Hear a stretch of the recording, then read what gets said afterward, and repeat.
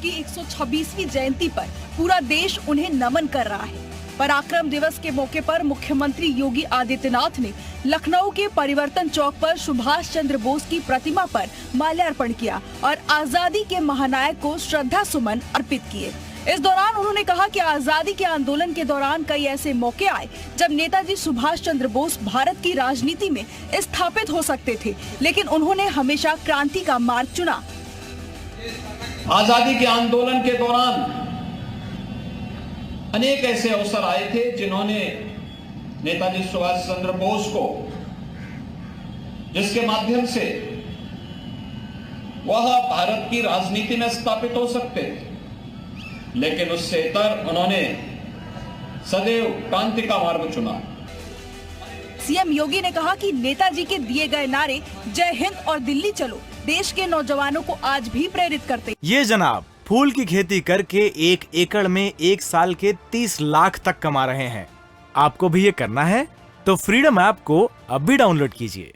उनका दिया नारा तुम मुझे खून दो मैं तुम्हें आजादी दूंगा आज भी हर भारतीय को रोमांचित कर देता है। बागपत के बिजवाड़ा गांव में विशेष समुदाय के लोगों की दबंगई का सीसीटीवी फुटेज सोशल मीडिया पर वायरल हो रहा है, जिसमें दबंगों ने वकील के घर में घुसकर जान से मारने की कोशिश की है। साथ ही महिलाओं के साथ बदसलूकी की, धारदार हथियार और लाठी डंडों से हमला कर दिया। घटना सीसीटीवी कैमरे में कैद हो गई, जिसका वीडियो सोशल मीडिया पर जमकर वायरल हो रहा है। वीडियो में दर्जनों लोग बाइक पर सवार 3 लोगों से मारपीट करते हुए घर के अंदर ले जाते नजर आ रहे हैं। पुलिस मामले की जाँच में जुटी है। सगाई में बज रहे डीजे को बंद कराने को लेकर 2 अलग अलग समुदाय के लोगों में जमकर झड़प हुई।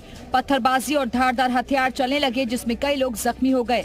बता दें पूरा मामला सहारनपुर जनपद के सरसावा थाना क्षेत्र के गांव समसपुर का है, जहां पूर्व प्रधान जसवीर के बेटे की सगाई थी। सगाई का कार्यक्रम खत्म होने के बाद लड़की वाले लौट गए, लेकिन लड़के वाले डीजे पर झूमते नजर आए। तभी दूसरे समुदाय के कुछ लोग आधम के और डीजे को जबरदस्ती बंद कराने की कोशिश करने लगे। इसी को लेकर दोनों पक्षों के बीच जमकर बहस हुई और जिसमें देखते ही देखते ईंट पत्थर चलने लगे। इस झड़प में दोनों पक्षों के कई लोग जख्मी हुए हैं। हम बाहर से आए थे, तो मैं जैसा बाहर से आया तो एक ईंट मेरा यहाँ लगी थी। पत्थरबाजी करी थी उन्हें, फिर बाद में हम तो अंदर बढ़ गए थे। घटना की सूचना मिलते ही भारी पुलिस बल के साथ थाना प्रभारी मौके पर पहुंचे और सभी घायलों को इलाज के लिए भिजवाया। वहीं शांति व्यवस्था बनाए रखने के लिए गांव में पुलिस फोर्स को तैनात कर दिया गया है। एक परिवार है जिनके विरुद्ध तहरीर दी गई है, ना कि पूरे गांव में ये समस्या है। एक परिवार विशेष है जिनका कहना है कि वो गांव में उपद्रव करते हैं। तो इसमें जो भी परिवार है या जो मजरूब है, जो घायल है, जो भी फोटो वीडियो अगर कोई सामने आता है तो ये सब जानकारी करके तहरीर के आधार पे इसमें न्याय संगत विधिक कार्रवाई की जाएगी। संभल में सोते हुए लोगों पर पिस्टल और राइफल तानते हुए युवक का वीडियो वायरल हो रहा है। एक ट्विटर यूजर ने ट्विटर हैंडल पर पुलिस को वीडियो भेजकर कार्रवाई की मांग की है, लेकिन 2 थानों की पुलिस वीडियो को एक दूसरे के क्षेत्र का बताकर पल्ला झाड़ रही है। वीडियो एचोडा कंबो इलाके के नखासा थाना क्षेत्र का बताया जा रहा है। संभल में 2 दिन पहले असमोली ब्लॉक प्रमुख के बेटे का पिस्टल और राइफल के साथ डिस्को करते हुए वीडियो। बहराइच के झाला गांव में खाना बनाते समय घर में सिलेंडर में ब्लास्ट हो गया, जिससे एक लड़की की मौत हो गई। धमाके से पड़ोस के 3 मकान भी जमींदोज हो गए, जिसके मलबे में दबकर 3 लोग घायल हो गए। परिजनों की माने तो जैसे ही युवती ने चूल्हे पर दूध गर्म करने के लिए सिलेंडर जलाया, वैसे ही सिलेंडर में आग लग गई और धमाके के साथ ये सिलेंडर फट गया। जब तक हम लोग पहुंचे तब तक बेटी की मौत हो चुकी थी। बहरहाल पुलिस ने मौके पर पहुंचकर जांच शुरू कर दी है और मलबे को हटाने के लिए जेसीबी मंगवाई गई है।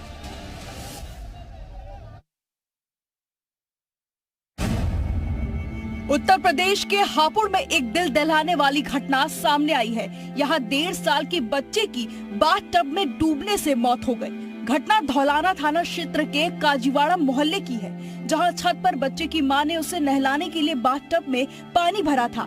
इस दौरान अयान टब के आसपास ही खेल रहा था, लेकिन इसी बीच बच्चे की मां का फोन बजा और वो बात करने लगी। खेलते खेलते अयान बाथटब के पास पहुंचा और उसमें गिर गया। 2 मिनट बाद जैसे ही मां का फोन कटा, मासूम को टब में देखकर उसके होश उड़ गए। आनन फानन में बच्चे को अस्पताल ले जाया गया, जहां उसे मृत घोषित कर दिया गया। मासूम की मौत पर परिवार में कोहराम मच गया। हापुड़ की घटना कई सवाल खड़े करने वाली है, क्योंकि जरा सी लापरवाही में बच्चे की जान चली गई। ऐसे में जब भी बच्चे के साथ हो तो मोबाइल का इस्तेमाल कम करें। ज्यादा ध्यान बच्चों की देखभाल पर लगाएं। अगर आप किसी काम में व्यस्त हैं, तो दूसरे सदस्य को कुछ देर के लिए बच्चों को सौंप दें। मासूम बच्चों के आसपास कोई भी ऐसी चीज ना रखें जिससे वह खुद को नुकसान पहुंचा सके।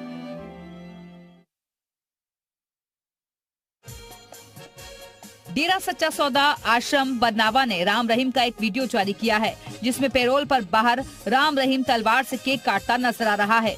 गुरमीत राम रहीम कार्यक्रम में ऑनलाइन जुड़ा और उसने शाह सतनाम महाराज के अवतार माह के मौके पर श्रद्धालुओं को अवतार माह की बधाई दी। बता दें कि गुरमीत राम रहीम पैरोल पर बाहर है और 21 जनवरी को राम रहीम यूपी के बागपत में डेरा सच्चा सौदा आश्रम बरनावा में आया था। IIT BHU के सांस्कृतिक उत्सव काशी यात्रा में हंगामा हो गया। रैपर रफ्तार के लाइव कंसर्ट में उमड़ी भीड़ को काबू करने के लिए पुलिस को लाठियां फटकारनी पड़ी। कार्यक्रम में 19 से ज्यादा भीड़ इकट्ठी हो गई थी। रफ्तार ने एक ही गाना गाया कि वहां मौजूद छात्रों समेत अन्य लोग बैरिकेडिंग तोड़कर मंच की तरफ आने लगे। कार्यक्रम को अधूरा छोड़कर ही रफ्तार मंच से उतर गए। इसके बाद भीड़ इतनी ज्यादा उमड़ी कि भगदड़ के हालात बन गए। भीड़ के बेकाबू होने पर पहले तो पुलिस फोर्स ने मंच को अपने हाथ में लिया, माइक लेकर कार्यक्रम बंद होने की घोषणा की, साथ ही सभी को ग्राउंड खाली करने को भी कहा। भीड़ ने हंगामा शुरू कर दिया तो पुलिस ने हल्का लाठी चार्ज कर भीड़ को तितर-बितर किया। यूपी के 4 शहरों में आयोजित होने जा रहा G20 सम्मेलन प्रदेश के सभी नगर निकायों के सौंदर्यीकरण को बढ़ाने वाला अवसर साबित हो रहा है। मुख्यमंत्री योगी आदित्यनाथ के निर्देश के बाद नगर विकास विभाग तैयारियों को अमली जामा पहना रहा है। वहीं G20 को लेकर अब राजधानी लखनऊ में तैयारियां जमीन पर दिखने लगी हैं। शहर को हवाई अड्डा से मुख्य शहर तक सजाया संवारा गया है। तमाम चौराहों पर लाइट्स की जगमगाहट नजर आ रही है। इसके साथ साथ बलून्स लगाए गए हैं और G20 के होल्डिंग और बैनर भी लगाए गए हैं। कानपुर के छत्रपति शाहजी महाराज विश्वविद्यालय के कुलपति प्रोफेसर विनय पाठक 85 दिनों बाद कैंपस में लौटे। वो लखनऊ में मुकदमा दर्ज होने के बाद से फरार चल रहे थे। एसटीएफ लगातार उनकी तलाश कर रही थी, लेकिन जांच सीबीआई को ट्रांसफर होने के बाद वो यूनिवर्सिटी वापस पहुंच गए। यूनिवर्सिटी पहुंचते ही प्रोफेसर विनय पाठक की तबियत खराब हो गई, जिसके चलते वो कार्यभार नहीं संभाल पाए। वहीं कुलपति के वापस लौटते ही यूनिवर्सिटी में तमाम तरह के प्रतिबंध लगा दिए गए हैं। इसके अलावा कुलपति आवास की ओर जाने की इजाजत किसी को भी नहीं।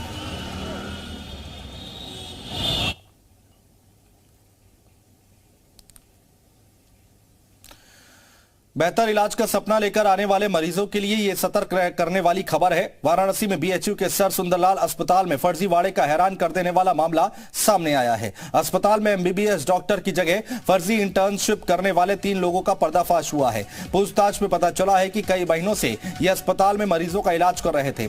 इस फर्जीवाड़े में 2017 बैच के एमबीबीएस पास आउट 5 डॉक्टर्स का नाम सामने आया है। इसमें एक महिला डॉक्टर भी है। पकड़े गए फर्जी डॉक्टर्स के पास मेडिकल की कोई डिग्री तो दूर, उसमें से कुछ तो इंटर ही पास है।